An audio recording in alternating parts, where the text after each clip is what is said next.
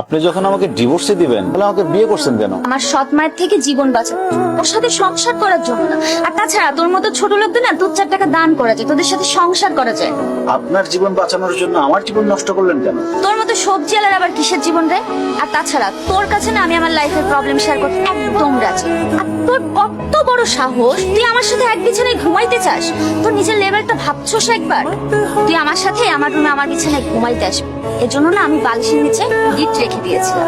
দ্বিতীয়বার আমার রুমে ঢোকার আগে না তোর এই যে মাথায় ব্যথা পাচ্ছিস, এটা যেন তোর মাথায় আসে আগে। আমার রুম থেকে বের হ, আর তোর গা থেকে না সবজির ঘ্রাণ বের হইতেছে, আমার না জাস্ট সাফোকেটেড লাগতেছে। যাও আমার রুম থেকে বের হও। এই মাইটারে দেখছস কোথাও পালা যেতে? আমার তো 7 দিন ধরে জ্বর ছিল, আমি তো দোকানই বন্ধ ছিল 7 দিন ধরে। হ্যাঁ, আমি কিছু দেখিনি, আমি কিছু জানি না। সত্যি কইতাছস? সত্যি করতেছি। আপা, এই হালার সাথে কথা বলে কোনো লাভ নেই কা? একটা বলদ চলেন। ঠিকই কইছস, এই আস্ত বলত। চল। এটা কোন ধরনের বেয়াদবি? ওরে বাবা রে, আপনি কোন মহারানী শুনি যে কাপড় ছুঁড়ে মারছে বলে একবারে মহাভারত অশুদ্ধ হয়ে গেছে? ভাবি, আমার মা মহারানী না হোক, কিন্তু কাজের বুয়া তো না। তুমি তো আমার মায়ের সাথে কাজের বুয়ার মতো আচরণ করতেছো। সে আমার কাছে কাজের বুয়া থেকে বেশি কিছু না, বরঞ্চ কাজের বুয়াই।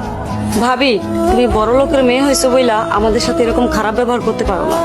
কি ব্যবহার করব না করব সেটা তোমার থেকে আমাকে শিখতে হবে। শোনো, আজ থেকে তুমি আর তোমার মা চাকরানির মতো আমার সব কাজ করবে। শোনো বউ, আমি তোমার মায়ের বয়সী, তুমি মায়ের বয়সের শাশুড়িরে চাকরানি বানাইতে চাও, তোমার কি একটু খারাপ লাগে নাই? বুক কাঁপলো না? না, কাঁপেনি।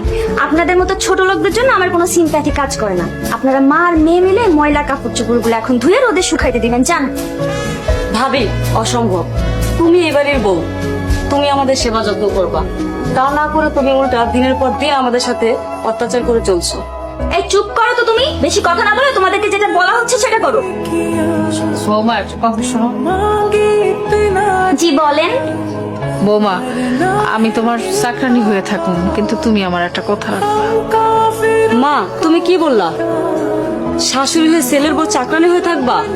হ, আমি বোর কথা মতো চাকরানি হয়ে থাকবো, আমার কোনো কষ্ট হইব না, খারাপ লাগবে না। আমি চাকরানি হই, যা খুশি হই, তারপরও যদি আমার সন্তানটা ভালো থাকে, সুখে থাকে, তার জন্য আমি সবকিছু করতে পারি, প্রয়োজন হলে জীবনও দিতে পারি।